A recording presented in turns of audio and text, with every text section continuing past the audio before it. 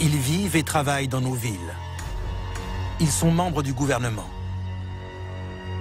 Ce sont peut-être vos voisins ou les professeurs de vos enfants. Mais ils ne sont pas ceux qu'ils prétendent être. Les extraterrestres vivraient-ils parmi nous? J'en ai tué 2. Oui, ils sont mortels. Ils peuvent mourir. De l'apparition d'extraterrestres dans les rues de Los Angeles à la découverte d'un laboratoire secret où les humains ne mènent pas des expériences, mais en sont l'objet.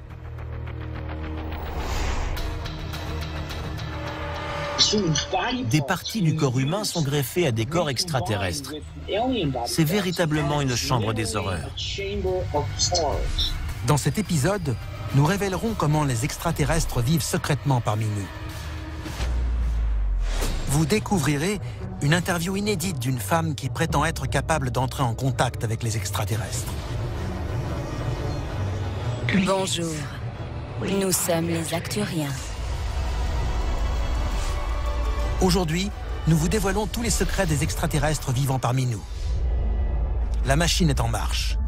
Des dossiers restés confidentiels pendant des décennies et décrivant des manifestations extraterrestres ont été rendus publics. Nous allons révéler le contenu de ces documents et découvrir ce que le gouvernement américain voulait cacher. C'est à suivre dans Alien Files, l'émission qui perce à jour les plus grands secrets de la planète Terre. Cusco au Pérou. Cette ville au beau milieu des Andes était autrefois la capitale de l'Empire Inca. À la fin des années 1990, des archéologues font une découverte extraordinaire en fouillant ces ruines. Des crânes n'appartenant à aucun groupe ethnique connu. Leur taille et leur forme correspondent aux descriptions d'extraterrestres faites par des témoins visuels. Les crânes allongés que nous avons trouvés sont plus gros en termes de capacité crânienne que ceux des êtres humains modernes. De plus, la taille des orbites est plus grosse, la mâchoire est plus large et la densité osseuse est 60% plus importante que la nôtre. Cela serait-il la preuve que des extraterrestres auraient vécu et seraient morts sur Terre? D'un côté, nous avons une explication très conventionnelle. Les Andins avaient l'habitude d'entourer le crâne de leur bébé de bandages, ce qui le déformait et l'allongeait. Ceci explique cela. D'un autre côté, les experts de la vie extraterrestre tiennent un tout autre discours.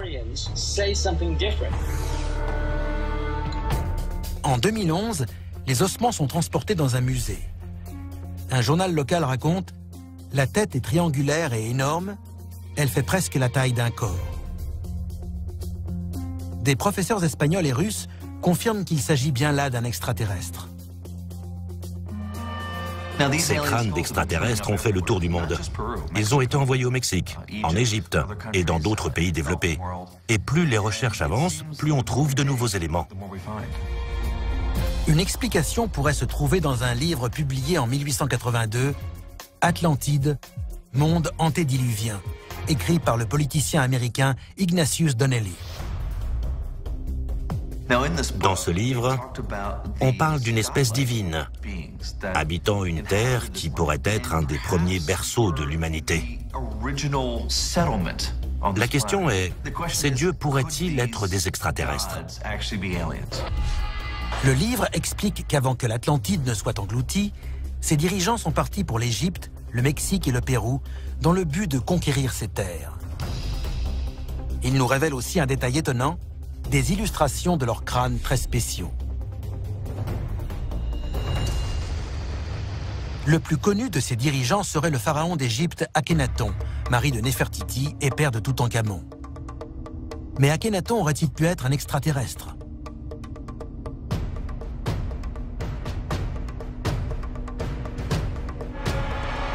Si vous observez le crâne du pharaon égyptien Akhénaton, vous verrez qu'il est déformé, très allongé.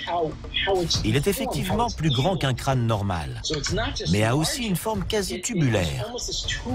Que cela signifie-t-il? Akhénaton était-il un extraterrestre? Ces caractéristiques sont peut-être dues à une déformation génétique. Mais certains experts pensent que des rois comme Akhenaton étaient liés à une espèce extraterrestre. Cette théorie s'applique également à certains dirigeants du monde moderne. Nous savons que les extraterrestres sont en contact avec les dirigeants de certains pays depuis des siècles, mais pas de façon aussi privilégiée qu'avec un des présidents américains. Sommes-nous les seuls à vivre sur Terre? Ou serait-il possible que des extraterrestres vivent parmi nous? Si certaines personnes savent que nous sommes en contact avec les extraterrestres, cela ne peut être que nos dirigeants. Et ils ne nous le disent pas. Certains pensent qu'une rencontre importante se serait achevée sur un pacte accordant des vies humaines aux extraterrestres. Ce traité aurait été scellé par le président des États-Unis en personne. Dossier déclassifié, le pacte présidentiel extraterrestre. Palm Springs, en Californie.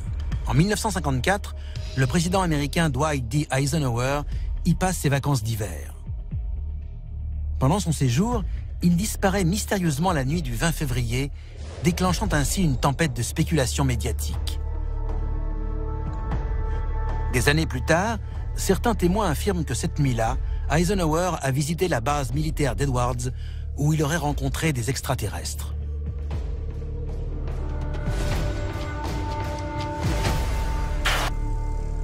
De prétendus témoins de l'événement disent que les extraterrestres auraient provoqué cette rencontre avec Eisenhower pour lui proposer un marché. Les extraterrestres que l'on a dit présents à ce rendez-vous sont connus des experts sous le nom de Pléiadiens. Fréquemment décrits comme étant plus grands et plus gros que les humains, ils se distinguent par leurs cheveux très blonds et leurs yeux clairs, ce qui leur a valu le surnom de Nordiques.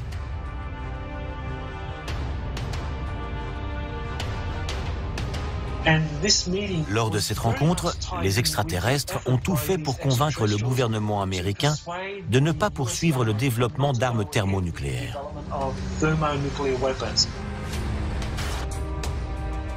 Mais 10 jours seulement après ce rendez-vous supposé, la bombe à hydrogène américaine Bravo explose à la surface de l'atoll des Bikinis.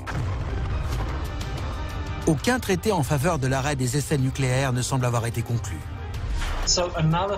Ils ont choisi une autre option, en rencontrant d'autres groupes d'extraterrestres qui n'étaient pas contre le développement d'armes nucléaires par les États-Unis.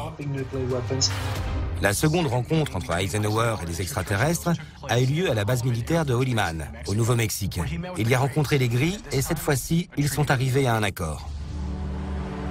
Les termes de cet accord.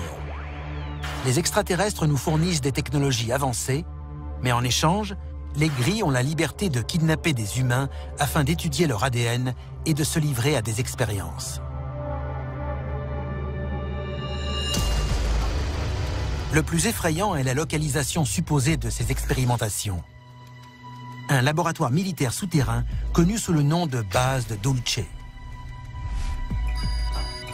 Pendant plus de 30 ans, des missions top secrets se seraient déroulées sous le mont Archuleta, un lieu où les humains et les extraterrestres travaillent en collaboration sur une série de projets traitant de technologie ou de bio-ingénierie. L'existence de la base de Dulce a été confirmée il y a des dizaines d'années, notamment dans des documents comme le projet Planète Bleue ou des témoins comme l'ancien géologue du gouvernement, Phil Schneider. J'ai participé à la construction d'une base à Dulce, au Nouveau-Mexique, qui s'appelle le laboratoire de Los Alamos. Dans la partie sud-ouest du mont Archuleta, nous avons construit une structure souterraine d'un volume de 12 mètres cubes. Certains rapports font état d'une base creusée sur 7 niveaux. Les niveaux les plus profonds seraient exclusivement utilisés par des chercheurs extraterrestres pour leur expérience sur les êtres humains. C'est véritablement une chambre des horreurs. Des parties de corps humains flottent dans des cuves remplies de liquide bleu. Des humains sont clonés. Des membres humains sont greffés sur des corps extraterrestres. Aucun être humain n'est autorisé à y entrer. Ces récits sont tellement épouvantables que cette zone est connue sous le nom de couloir des horreurs. Alors que cet endroit est peut-être un des lieux les plus effrayants où vivraient les extraterrestres sur Terre, des preuves révèlent qu'il existerait une plus grande menace extraterrestre vivant juste sous nos pieds. Une menace qui aurait une apparence humaine. Les humains pensaient qu'ils étaient la seule forme d'intelligence vivant sur la planète Terre. Mais certains experts pensent que les extraterrestres sont parmi nous et travaillent en collaboration avec le gouvernement américain dans un lieu souterrain connu sous le nom de base de Dulce. Dans cette base de Dulce, des êtres humains et des extraterrestres travaillent ensemble pour créer une nouvelle espèce, moitié humaine, moitié extraterrestre. Ils collaborent avec l'armée américaine qui assure leur protection et avec les scientifiques américains. Il semblait que les Américains et les extraterrestres avaient travaillé ensemble en bonne harmonie. Mais c'était avant la publication en 1978 du projet Planète Bleue qui révéla un incident appelé la guerre de Dulce. Le texte explique en détail un conflit provoqué par l'intrusion de soldats humains dans un lieu de recherche réservé aux extraterrestres. Des témoins, comme le scientifique respecté Phil Schneider, ont même été plus loin, prétendant souffrir de blessures qui lui auraient été infligées par des extraterrestres. Je n'ai pas perdu de temps. J'ai pris mon arme et j'ai tiré. J'en ai tué 2. Oui, ils sont mortels. Oui, ils peuvent mourir. Tout ce dont je me souviens après, c'est qu'un faisceau bleu m'a heurté et que mon corps s'est ouvert comme celui d'un poisson. Mes doigts ont été brûlés sous l'action d'une espèce de force électrique. Et j'ai eu l'impression d'être percuté par une boule de feu. Les ongles de mes orteils ont été détruits. Un béret vert était derrière moi. Il a perdu la vie pour sauver la mienne. Il m'a poussé dans l'ascenseur et a appuyé sur le bouton pour que je remonte. Je ne serais pas en vie aujourd'hui s'il n'avait pas fait ça. Je lui serais éternellement redevable.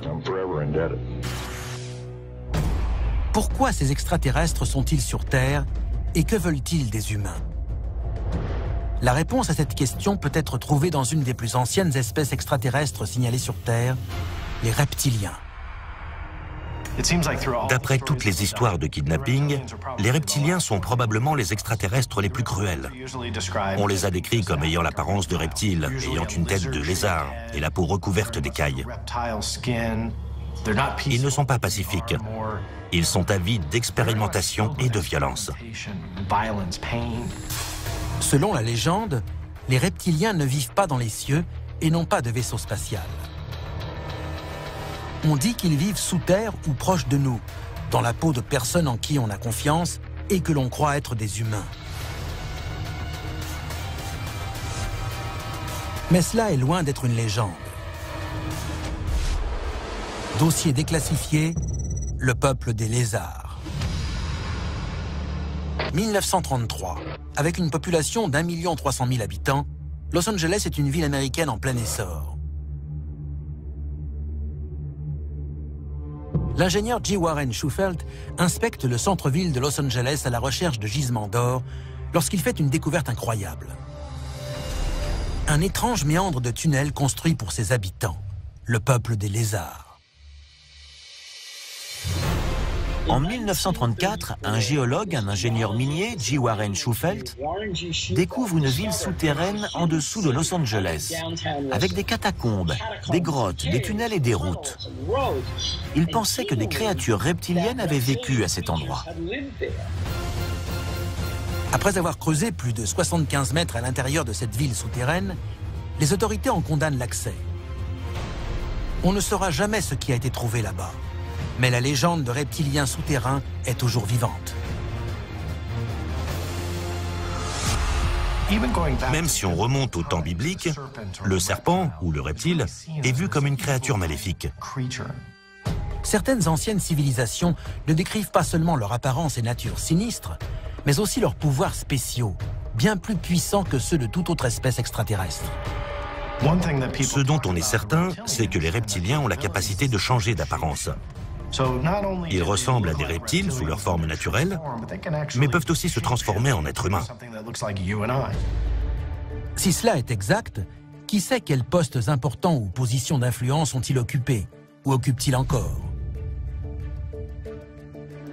Certains en viennent même à dire que des membres de la famille royale, des responsables politiques ou des membres de l'élite mondiale seraient des reptiliens. Ils prendraient une forme humaine, mais de temps en temps, ils baisseraient leur garde et auraient des comportements qui trahiraient leur véritable identité. Si cela est exact, ces êtres pourraient être responsables de l'extinction du genre humain grâce à leur couverture impénétrable. Y a-t-il encore un espoir pour l'humanité? La plupart du temps, on raconte que les extraterrestres veulent nous faire du mal ou nous détruire. En réalité, ces personnages sont nos ancêtres et sont parmi nous pour nous aider et nous guider dans le droit chemin. Dossier déclassifié, le message arcturien. Les Arcturiens sont considérés comme étant la civilisation la plus avancée de la galaxie. Ils transmettent leur message via des humains qui se définissent comme étant des médiums.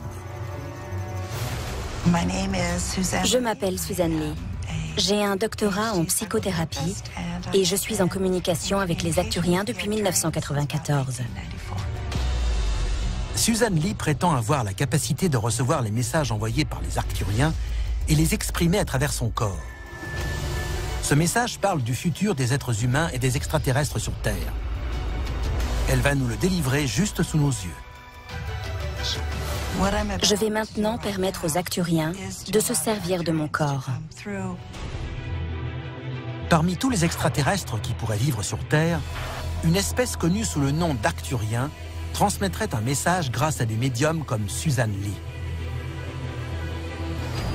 Ce que vous vous apprêtez à découvrir est un message que personne n'a jamais entendu auparavant et qui pourrait être envoyé par les extraterrestres. Bonjour, nous sommes les Arcturiens. Notre espoir ultime est que les humains se rendent compte qu'ils sont un prolongement de nous-mêmes, sous une forme humaine. Nous sommes vos ancêtres, nous sommes vous. Nous sommes venus vous réveiller de votre sommeil. Si cela est vrai, les extraterrestres seraient les ancêtres des humains. Et que ce soit les gris, les nordiques, les reptiliens ou les arcturiens, il semble difficile de nier que le genre humain n'est pas le seul à vivre sur la planète Terre.